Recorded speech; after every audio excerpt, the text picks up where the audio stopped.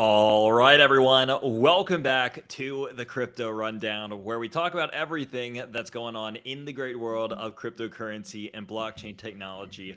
From the fundamentals in the news to the technicals on the charts, we spend the time doing hours of research so that you all don't have to. And then we package it up, we bring it to you completely for free, all in under an hour. And welcome back. It is September 16th, 2025. And it's good to have all of you here. There's a lot going on. There's a lot to talk about. And let me just say, it is a massive week for the crypto markets. It's FOMC week. We have a lot to talk about. We're looking at a 98% chance of the Fed cutting rates, which directly, at least historically speaking, has been a huge upwards catalyst for the crypto market. So there's a lot to unpack. It's right around the corner. And fundamental adoption is increasing to levels that we might not have ever seen before. And I know every week we come in here and we talk about all the stuff that's happening, but it just keeps on escalating in the best ways possible. I mean, just today, we're going to be talking about how Coinbase is expanding with maybe launching a token for the Base ecosystem. Google is collaborating with Coinbase for crypto payments. PayPal is getting in on the crypto payments. American Express is getting involved in all this. And of course, we have one of the biggest Ethereum applications, Polymarket, coming to the US. Now, there's a lot of other things happening. The crypto market is moving. Of course, we're going to take a look at the charts and all that good stuff. But before I get involved, I mean, TiVo, it's going to be an electric episode. Yeah, it's full go here. September's in full swing, football's in full swing, the Fed's in full swing. Credit to us. A couple weeks ago, we gave out that the Cowboys just don't have it, and they never have it. Cowboys 0-2. We were right there. And then congratulations to you. An absolute butt whipping in fantasy on me this week. We're just going to have to rebound. We're going to have to be better. I forgot to set my lineup, so that's on me, brother. But congratulations to you. And as we move in with the momentum of Fed Week, a lot to line up. I think that we've kind of covered it a little bit for the most part last week in our shows. Nothing super crazy has changed, so we're kind of all eyes are on Wednesday. But I think it could be a market-moving event. We definitely have some stuff we're going to touch on. Secretary Bessent had some comments.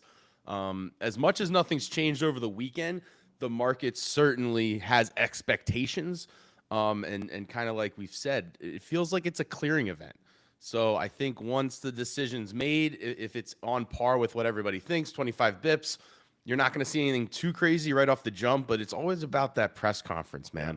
He gets on the mic and hits you with a good afternoon, and it's just all bets are off for the next 20 minutes as he speaks and takes questions. So we're going to cover all that and more. We actually surprisingly have a big episode today, so a lot to talk about still. We'll sprinkle a little Fed in there, but we'll definitely be back later in the week with a full update. Yeah, I mean, before we get started, have you seen, and I guess we can say this to the audience, if you haven't seen the funny Fed memes where Jerome Powell comes up to the stand and then he says, "Good afternoon," and then there's these like edits of the market going crazy and giant candles and rocket ships and all these things, you're missing out. They're some of the funniest memes out there.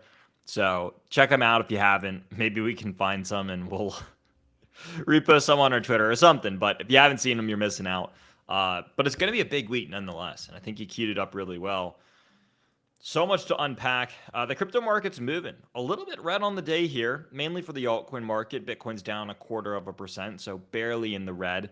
Altcoins, though, are a little bit more red across the board. We're seeing red anywhere from around 2 to 3% for the average altcoin. Nothing too crazy, but we have seen a couple of days of bleeding since that rally that we got last week, kind of pushing us back towards the all-time highs on a lot of those large caps, which is something interesting and something that we'll unpack. So let's just kick things off with a little bit of technical analysis. We can see what's happening on the charts, and then we'll work our way into all the fundamental news as we normally do. So here's what I'm seeing for Bitcoin and Ethereum over here.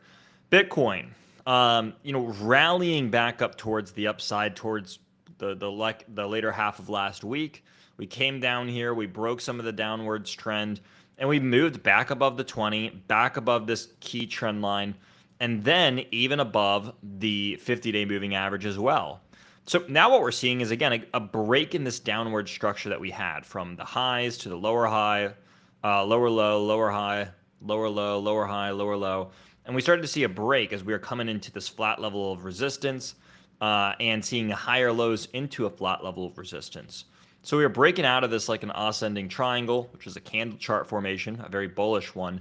And we kind of have seen this reversal back to the upside on Bitcoin.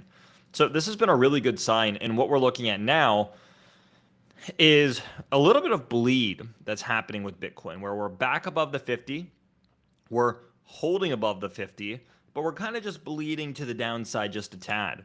So what I'm looking for this week is what I call the slip, dip, and a rip, or even like a classic break, hook, and go.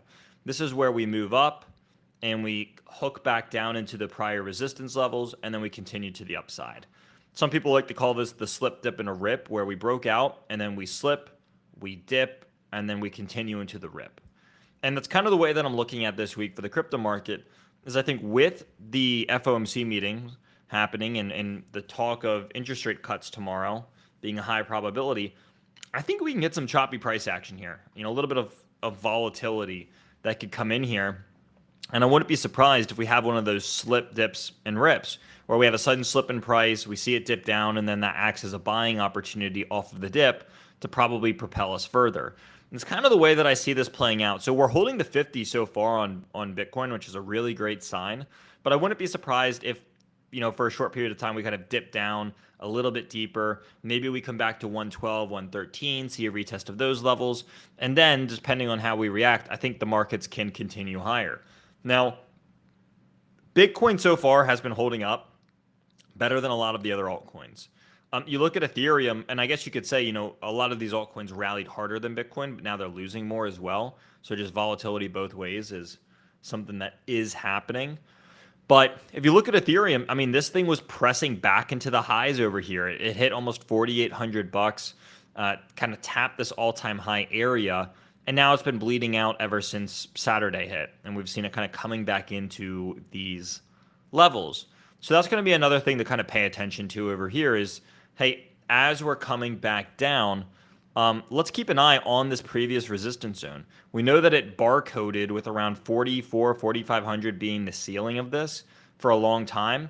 As we're coming back into this previous consolidation, I'd like to see this be used as support so that Bitcoin can continue to the upside after something like that. So I'd be looking for that over here on Ethereum. And, generally speaking, the last thing I'll say before I pass it off is just that a lot of these large cap altcoins are seeing pressure build into the highs, right? I think that's the best way to put it. You see, for the most part, Bitcoin, we zoom out over here, pressure coming from the downside. And again, we're pushing up towards the highs. You're seeing this over here on Ethereum. Again, pressure for the most part into the highs. Solana, for the most part, of recent months, ever since the pivot, pressure into these highs. You can see it with BNB at all-time highs. You could see it with Tron, which is somewhere down here, again, pushing into these highs. So a lot of these large caps are leading the way. They're the ones applying pressure to the upside, but the large caps are typically the market leaders. So this is kind of what you want to see. And in every single market cycle, you typically have large caps leading the way. And it's this funnel effect where the market cycle starts with Bitcoin, then large caps, then mid caps, small caps, so on and so forth. And we're at the stage of the market right now. If we look at the BTC dominance chart, where we've come down a lot, but we're not as far as we have normally fallen.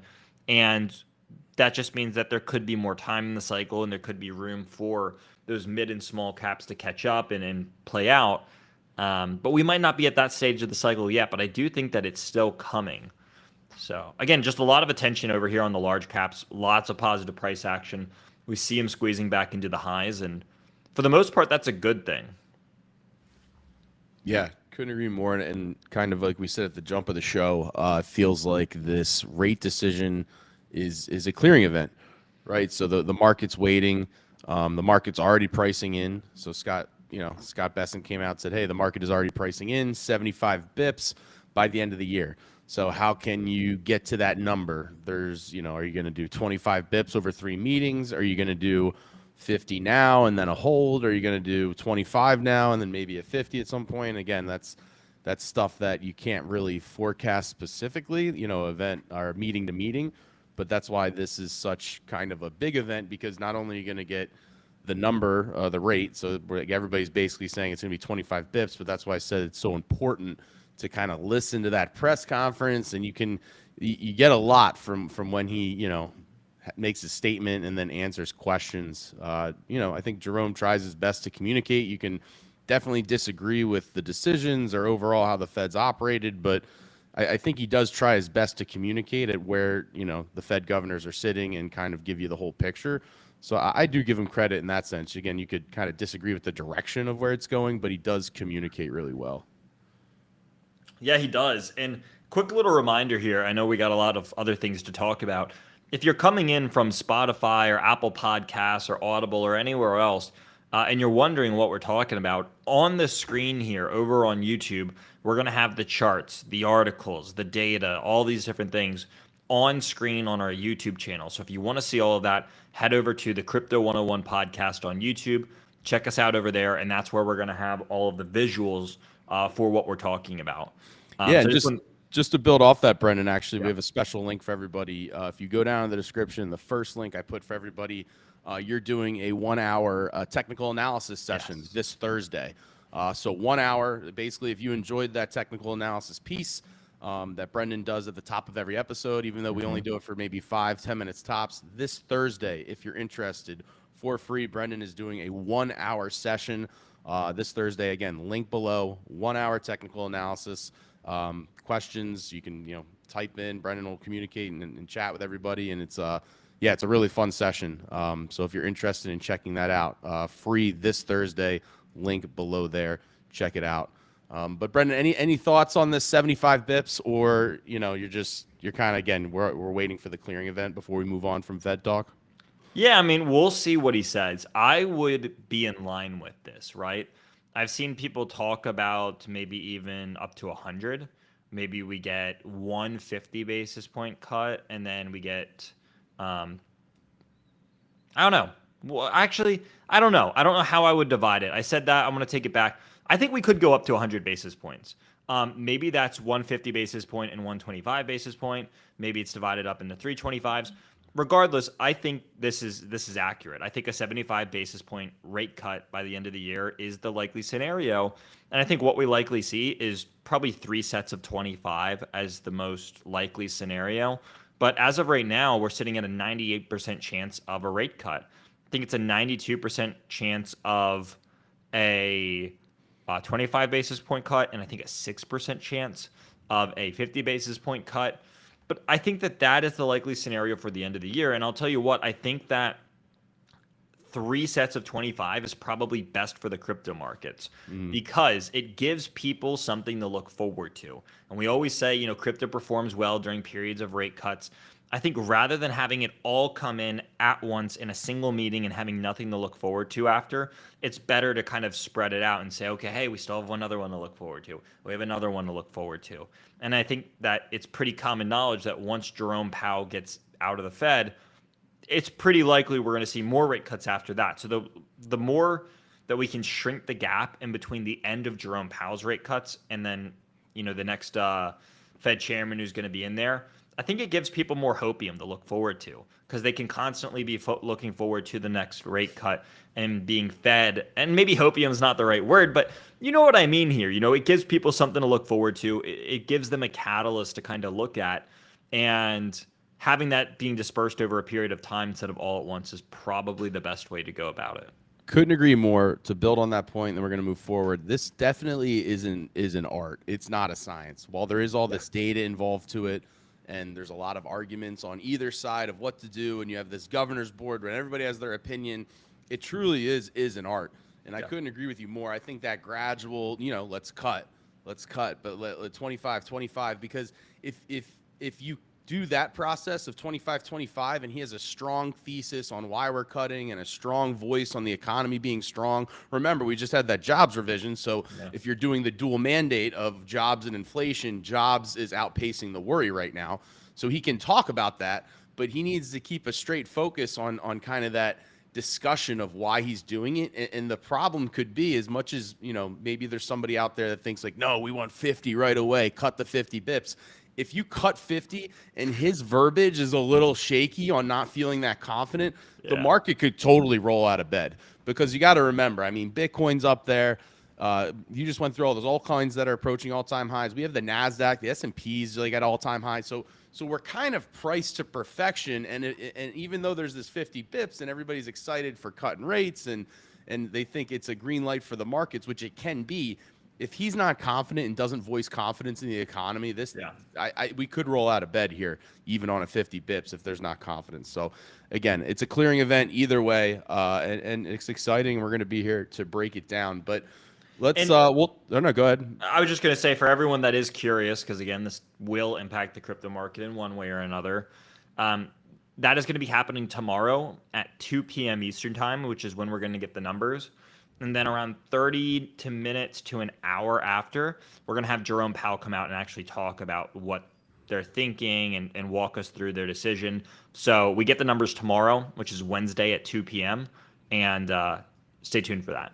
Yeah, we might stream it live. I know if Brian's free. I know you're busy, but if Brian's free, we might pop on. But then obviously me and you will be back Friday to unpack everything that happened as well. So stay tuned. I post in the community if you're interested. Maybe tomorrow we might do a live stream. So keep a lookout for that. Speaking of things that affect the crypto markets, we didn't even put this on the sheet. I know I tweeted it and you saw it. But there's some movement here on the Bitcoin strategic reserve. So this was without a ton of specifics.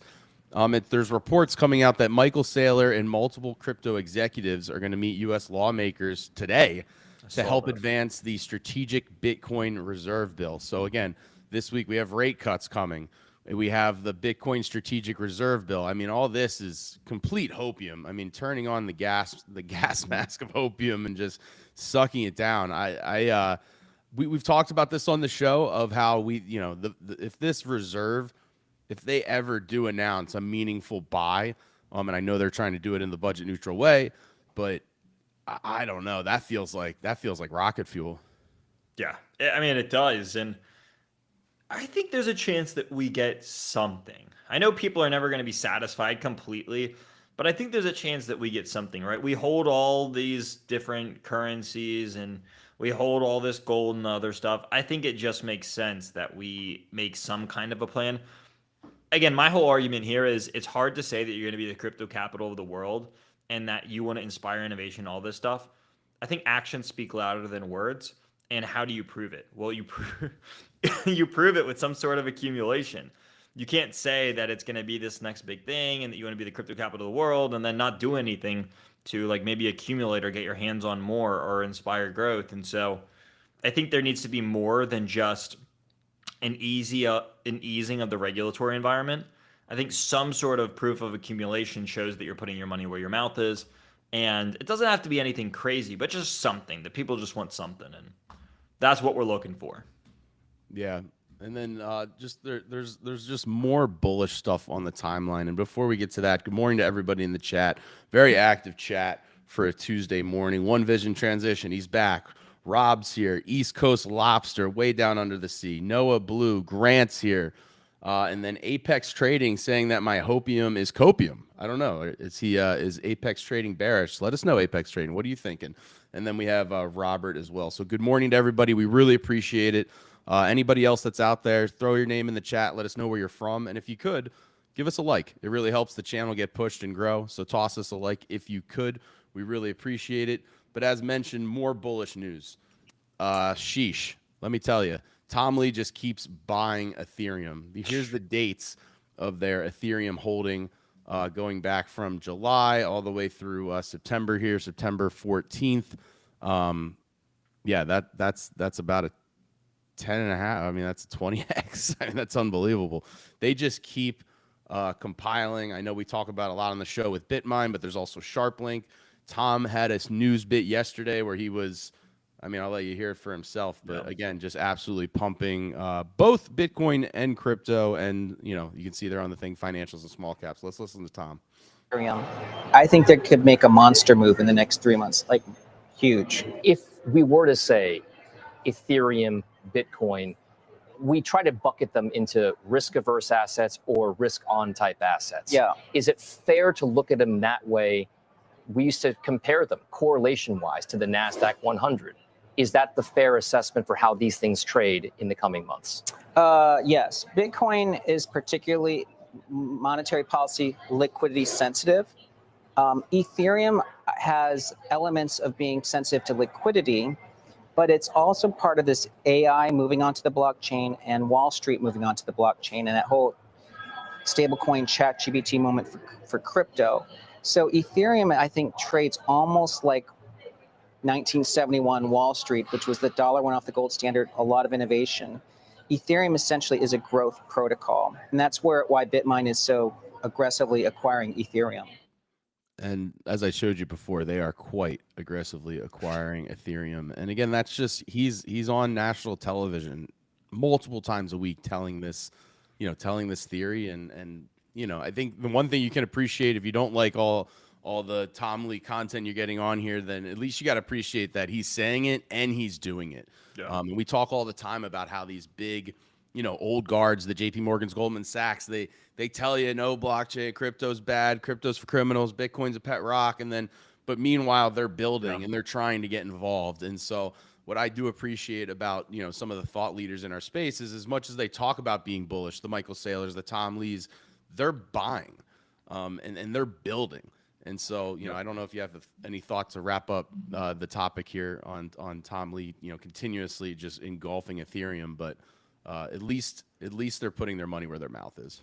Yeah, they are. And I don't have too much to add to that, but clearly it's a good thing. We're seeing treasury companies continue to come up. There's a lot of them out there, but I think Bitmine and Tom Lee are probably one of the most aggressive ones, alongside probably Michael Saylor in strategy for Bitcoin. Mm-hmm. But I kind of see them as the strategy of Ethereum. Couldn't agree more.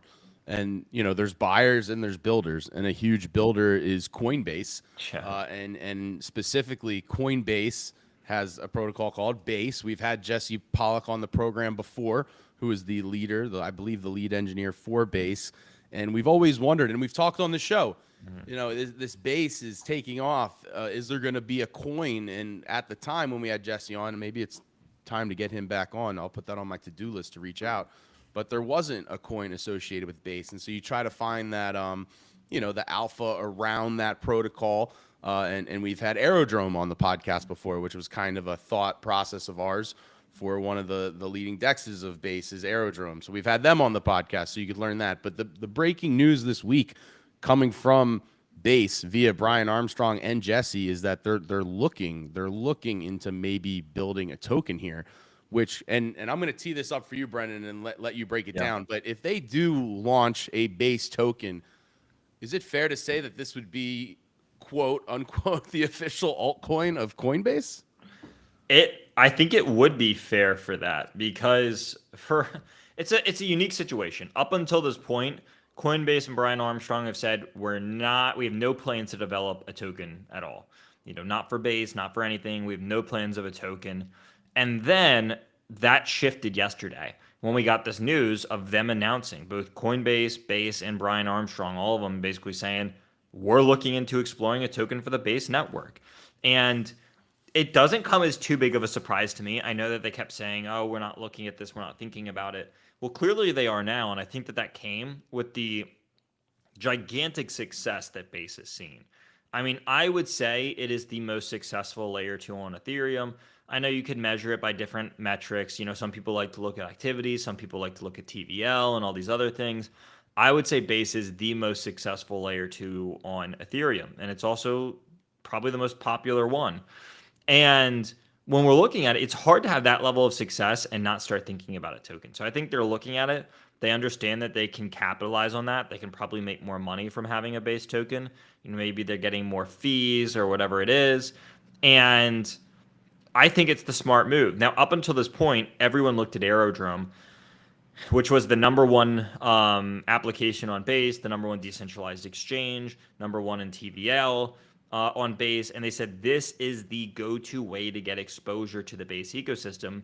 That is Aerodrome. this changes that a little bit because now people are going to have a base token that they can get exposure to. So we're not sure yet. We don't have full information out about this, about exactly how this token's going to work. Is it going to work similar to Maker, where they have a token and a stable coin? Is it just going to be a normal crypto? Is it just going to be a normal stable coin? We need to get clarification on a lot of those details, but it does throw a wrench into the whole process in a really good way, right? So there's a lot of positive things that are happening and going on here.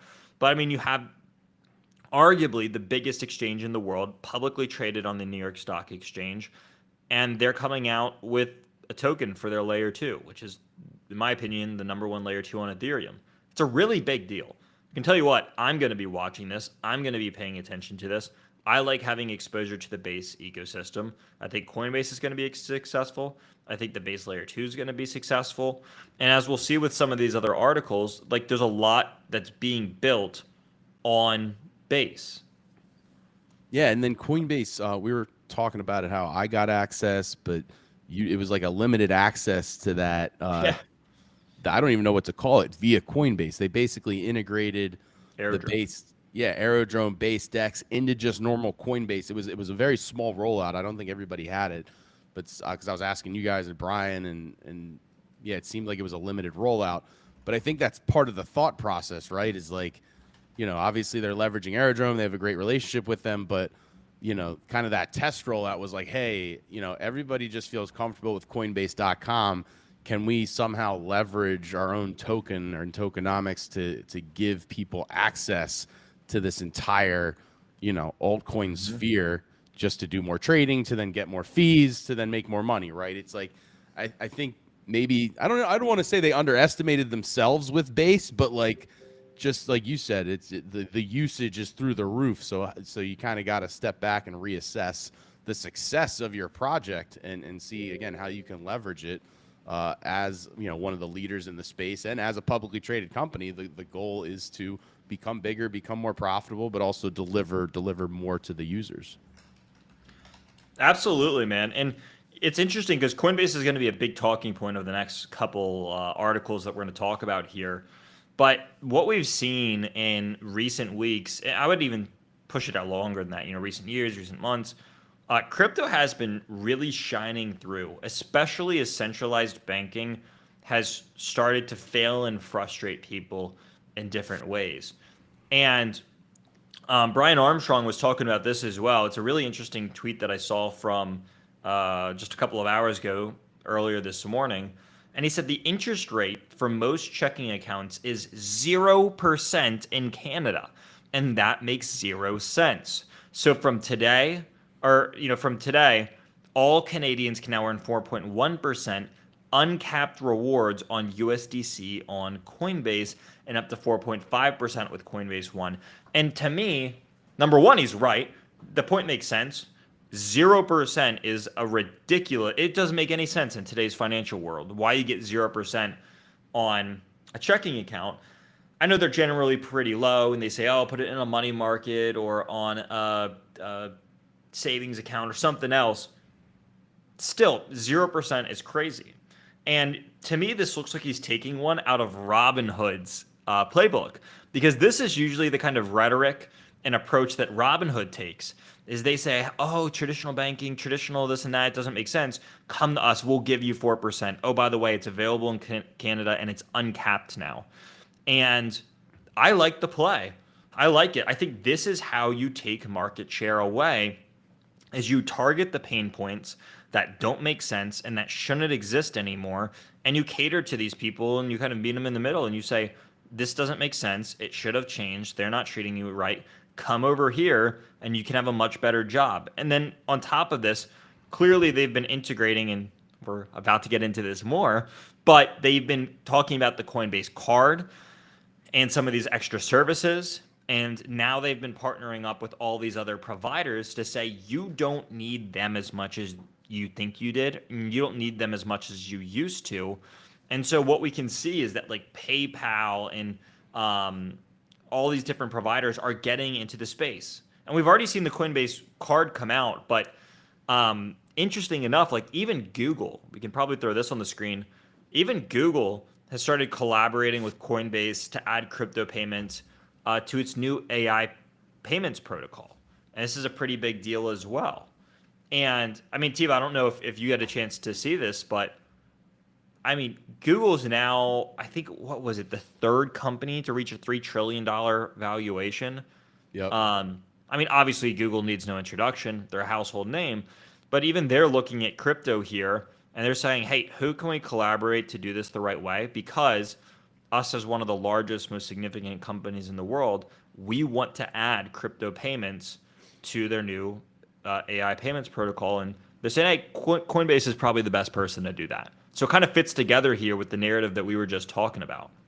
Yeah, we had a topic on a couple weeks ago where we were, the old guards were trying to block some stablecoin legislation because, these stablecoin, the quick rails and the movement of money is what kind of gives that APR percentage, right? You're moving money more freely. There's less kind of rails behind it. And they're offering some of the, profits back to the user, which again, kind of what Brian Armstrong was saying with banks in Canada and banks, there's banks in Canada, 0% is wild.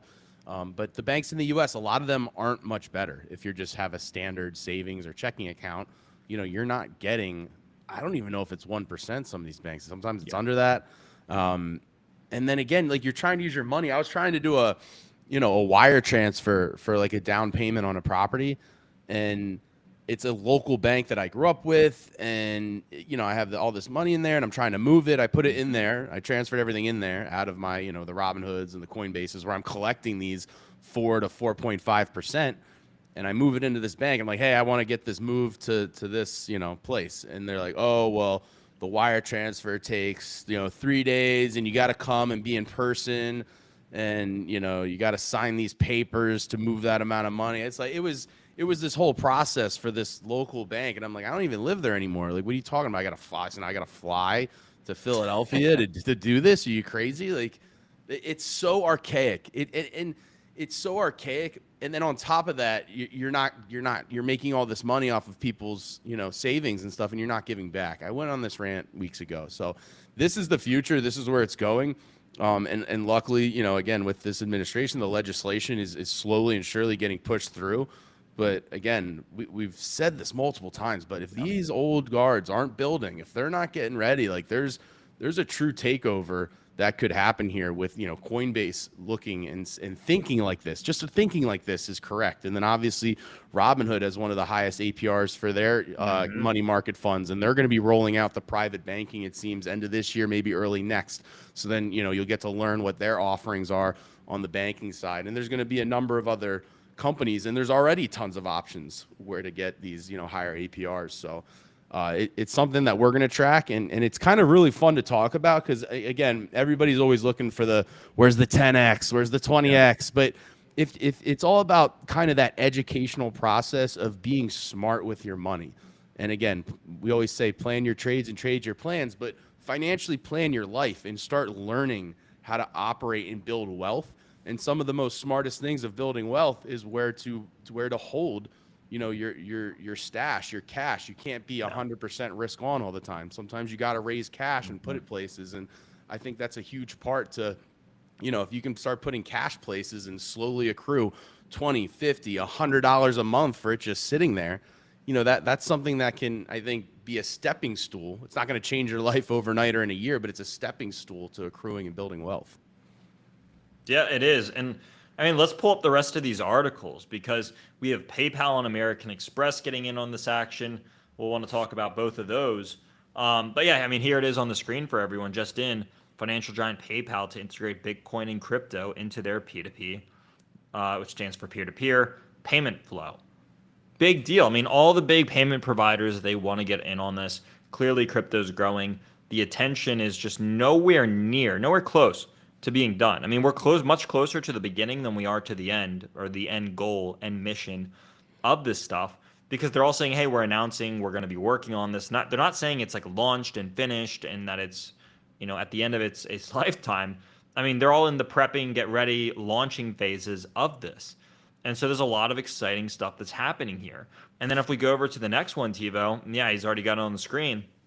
American Express launches blockchain-based passport stamps built on Base, the layer 2 that Coinbase built, and the one that we were talking about just a few minutes ago. And then this is going to be allowing cardholders to digitally collect and share important travel memories as customizable NFT stamps, which is an interesting idea. Honestly, not something I probably had on the playbooks, but still something that's kind of cool. So American Express here, who's been, again, increasingly dipping their feet like more and more into the world of crypto and blockchain, now they're launching this. I think this is kind of a cool feature. This idea that you can launch these blockchain-based passport stamps. It's all going to be built on Base. And so these card holders can kind of collect and share these travel things. And this is something that I started doing recently with my friends, is we have this app on our phone, and I forget what it's called, but it basically you can like add people on this app, you can have friends, and it's a giant map of the world, and you like fill in all the countries that you've been to. And so it says, oh, they've been to this many countries, this many continents, all over the world. And you can kind of compare it with your friends and show off like, oh, I've been here and here and here. And it's just like a cool little thing where people get to share what they have done and what they're doing. And this kind of just reminds me of that. Like you get like a little collectible, you get like a little stamp saying, oh, I went here and I did this. And it's a memorable piece for maybe yourself or people that you're close with. So I'm on board with it. Yeah. I mean, and again, this is where the future is. The future is going on chain. And this sounds like a fun, interactive thing, but you know, I think we both see a future where our passports, the legal ones, everything's on chain. It's that the human verification, right? It's that Ethereum story of, you know, when everything's AI and robots, how are we going to verify, you know, what's a human? And so on chain is where passports, IDs, titles to houses and cars and, you know, insurances and ID card. I think that's where the puck is going. And again, as fun as this is and interactive, I think it's just the tip of the iceberg. But it's all based on positive regulation forward. Again, this is a marathon. It's not a sprint. And as we've seen this just the regulation of the first 6 to 7 to 8 months of this administration has been really great, specifically for the crypto space. And kind of to the opposite of that, just a reminder of what, you know, we used to deal with. There was this news flow coming out last week of how, you know, when there's a transition period for, you know, politics. And so when it was known that, you know, Trump was coming in, and there's that classic clip we loved, on day one, I'm going to fire Gary Gensler. So the SEC knew that they were on their way out. And there was many calls from executives like Coinbase. So Paul here is the chief legal officer from Coinbase. So you got to remember, when all these companies were basically getting, you know, the cold shoulder from legislation, and not only cold shoulder, a lot of people were getting debanked, right? A lot of businesses that were in the crypto space were getting debanked. I know Gemini had a story of that. I know, you know, not to get too personal, but we know people that were dealing with that. And so there was a lot of calls as this was known that there was going to be a new SEC regime to hold all the documents. Don't delete anything. Don't burn anything. Like, we need to understand why this was so hard for us to get the conversation going, not just legislation passed. It seemed like it was anti-legislation. The Liz Warrens of the world, the war against crypto was moving so fast paced that there wasn't even a conversation. It was just kind of a war against them. So there were a lot of calls for people to say, hey, you know that you're going out of office. Don't do anything. Go, just leave the office, leave the door unlocked, leave the computer on, don't trash it, don't burn it. Now there seems to be that there are a lot of documents that they were required to preserve and produce that, you know, Gary Gensler might have been in a violation of the public trust, that, you know, maybe there's some missing documents or deleted documents. And so, you know, it'll be interesting to see if there can be an inspection on this to see what happened. But I think it's interesting, and it's always good to, you know, we're moving forward at such a fast pace, but let's not forget where we were a year ago, literally less than a year ago. And we've had so much momentum, but don't forget, you know, how we used to be kind of on the other side of the coin. Yeah, I mean, people forget fast. I mean, we're coming off of a crazy bearish SEC, all sorts of shenanigans that were happening. I know we had that funny video, maybe we still have it. On day one, I will fire Gary Gensler, and we played that. We played that video way too many times. But it goes back and it shows like there was just crazy stuff happening here. And I don't want to rant about too much. I don't want to get into politics and stuff. But I mean, clearly there was stuff happening behind the scenes that just should have been absolutely wrong and illegal. And it was negative for crypto as a whole. And I think all of us that are here, we want to see crypto succeed. We want to see crypto do well and grow. And there was interesting stuff that was happening that didn't allow it to do that. And all of that's gone now. So crypto's in a much better spot. I think we have a much brighter future. I see people saying, "Oh, crypto's topped out, it's done for." I don't think so personally. I think that there's a lot going on here beyond all the fundamentals. Even if you look at the charts, like I don't think we look all that bad. So maybe we have some dips and stuff here and there, but I don't know. Kind of like what Tom Lee said, I think it's hard to make an argument that the last 3 months of this year, again, September, historically, the last 10 days of September, I believe are the worst 10 days in the entire market, in the entire year. So we're entering into this stretch where it's like, okay, if there's any time to be bearish, it's historically the last 10 days of September. But outside of that, you start coming into October, November, December, which are 3 of the most bullish months, and oftentimes the most bullish period in crypto. So we're exiting from the most bearish to the most bullish, and there's a little bit of a transition period that happens there, but I have to stay optimistic as we're, again, kind of going through this bearish section of what usually is the market, and I think we're going to come out okay. Yeah, no, couldn't agree more. We move forward, and that's, again, why we're here. We love what we do. We love the topic, so we get a little passionate about it, but the movement is forward. And we have one last topic. It's a super fun one. Before we jump into that, the chat just super active today, man. Patrick from Oregon, Kerr from Denmark, across the pond. Unbelievable, Kerr. Thank you for being here. Jeff from the Redlands. Ryan Boylan's here. What a legend. And then Albert the Great is getting in the chat. Thank you guys all for being here. If everybody could just one last time, thumbs up. It really helps us grow the channels. Hit the thumbs up.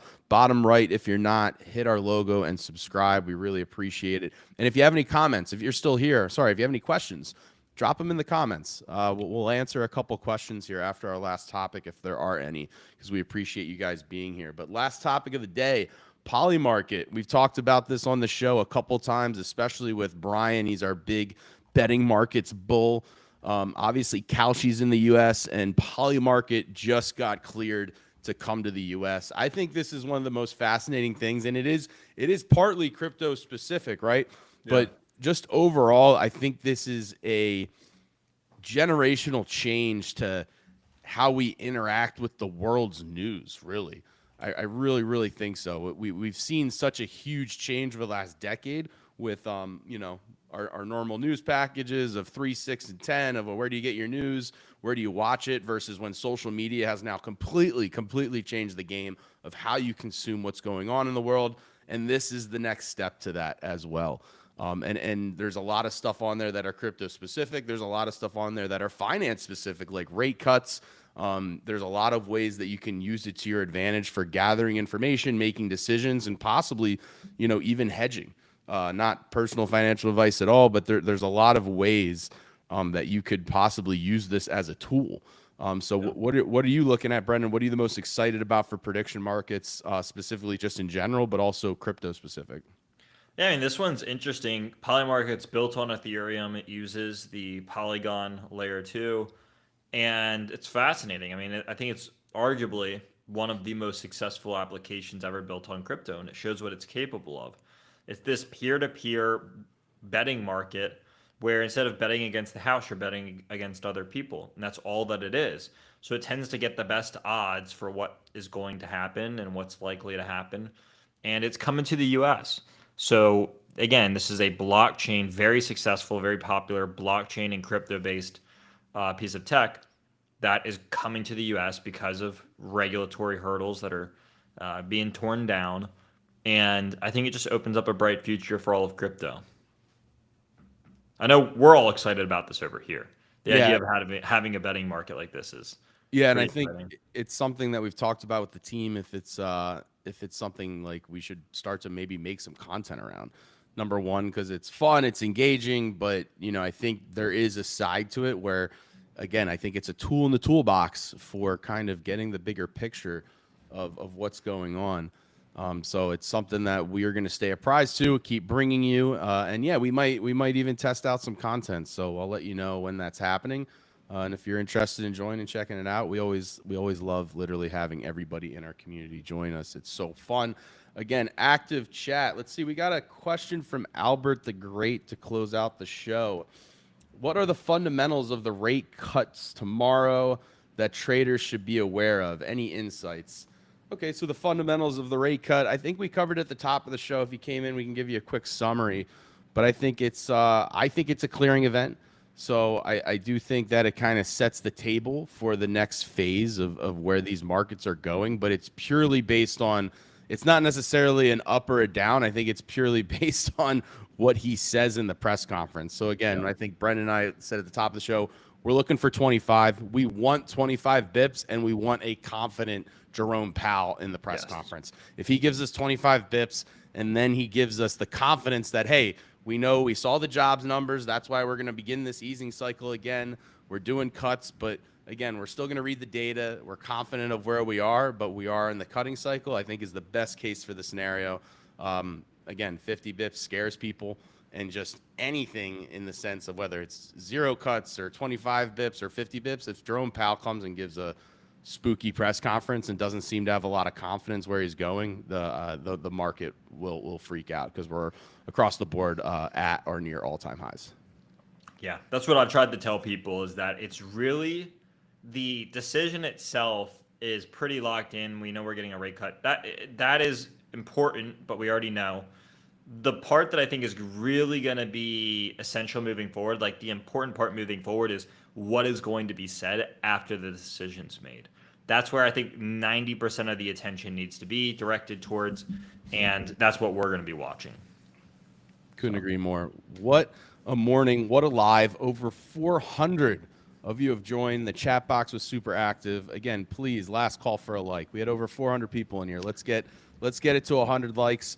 Jam that like button. Subscribe if you haven't. And again, Thursday, first link, check it below. Thursday, Brendan's doing his 1-hour live trading session. I know I'm going to be there. If you're interested in technical analysis, and literally the perfect time to do it, the day after the Fed rate cut. So there's going to be a lot of action. We're going to have that clearing event. We're going to know what's going on. So if you want to spend 1 hour with Brendan, specifically doing TA, check that link below. Brendan, any final thoughts, and then take us home?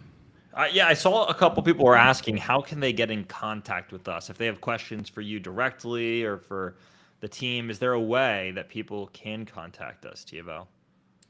Yeah, well, obviously, I mean, if you just want to talk about the episodes, feel free to jump in the comments there and comment on the episode. I'm our YouTube manager, so I'm always answering the comments and the questions. If you wanted more access to the team, so if you want more access to Brendan, check out that link below for his 1-hour live stream. But if you want more access to Bryce, Rohit, Brian, Joe, and our whole entire team, I think that next step is joining our community. I do have a $1, again, in the description. Go down there. There's a $1 trial. So you can get that weekly newsletter. And basically, you're just getting more early access to us, our community, and the things that we're thinking about and talking about. That newsletter goes out on Monday. It's the earliest way to get our thoughts. And then, again, all the other kind of tutorials and our model portfolio. And you're just kind of getting the inner thoughts of the team as a whole. And yeah, that's kind of our private community that we know and love so much. And then, if you're not ready for that, you can kind of stick with us here on YouTube. And, obviously we put out tons of content as well, but we just, we love crypto, and this is what we do 24/7, 365. And that, it's a testament to not just Brendan and I doing it, but our whole entire team of Bryce and Rohit and Joe and Brian. This is Crypt Nation, right? Crypto 101 and the entire team. Absolutely. So lots of ways to get in contact with us. Of course, follow us on X, follow us on Instagram, follow us on all of our other sources and social media channels. And we look forward to keeping you all up to date on what's happening in the great world of crypto. So hopefully I'm going to see a lot of you this Thursday on that live trading session. But to everyone else, thank you all for joining in. Thank you for watching. And we'll see all of you at the same time, same place on Thursday. Take care.